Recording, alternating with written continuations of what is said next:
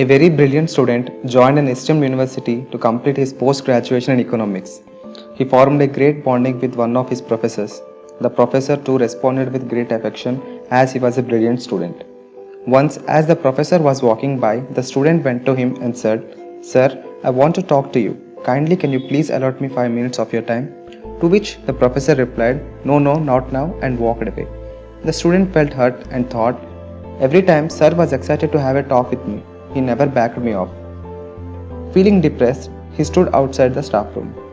The professor went inside and exchanged laughs with his co-professors and had a small talk with them and went to his car. Meanwhile, the student ran to him and again asked him, "Sir, just for 2 minutes I want to talk to you." The professor again replied, "I told you, my child, not now. I don't want to talk to you right now. I am sorry." And he drove away. And after that incident, the professor didn't attend the college for 4 days. In these days, the student went to the staff room and asked other professor about him. They said, "No, he is absent today." After 4 days, the professor came to the college and in the classroom, he saw the boy. Surprisingly, he said, "Why do you look so dull? Come and meet me in the staff room." After the class, both went to the staff room. The eyes of the students have sunken deep inside. With an untrimmed beard, he looked weak. The professor asked, "Why are you so? Are you sick?" To which the student replied, "No, sir, I am deeply hurt." Professor asked, "Why are you hurt? Who did hurt you?" "Sir, 4 days back I came to have an interaction with you. You said not now and went to the staff room and interacted with everyone. You did see me standing outside and said nothing. And when you are going, I came running by, but you drove away. I am totally hurt, sir. The books too didn't help me out. Don't know why, but I haven't gone to mess for eating. I just lied on my bed. In case if you haven't come today, probably by the next 3 days I would have committed suicide." The professor stood from his chair and told the student to have his seat. "The grievance that you have undergone until now, write an article upon it and hand it over to me." The student wrote and submitted to him. The professor said, "You are a brilliant student. I hoped that you will be helpful for the society. I also hoped that you will be with Planning Commission Deputy Chairman. But I realized no matter how intellectual your mind is, everything will be destroyed by a great weakness you possess. You are hypersensitive. Do you know why I have left? I had a terrible headache. Due to the terrible headache, I felt that I cannot handle the classes for the rest of the day. So I went to the professors, exchanged some laughs and intimated them that I am taking a leave due to headache and went to my car. Meanwhile, you came to me. I thought it might be a small doubt, so I ignored you and said not now and drove away. As I went home, I have been affected with a viral fever.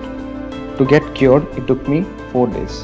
You only thought about your mad love and affection upon me, but you are not even in a state to think about what the other person might be going through. If you don't possess this quality, whatsoever high-ranking official you may be, you will be dangerous to everyone around you. A clarity in thought is important. Not only you must think about yourself, but also you have to think about the other person too.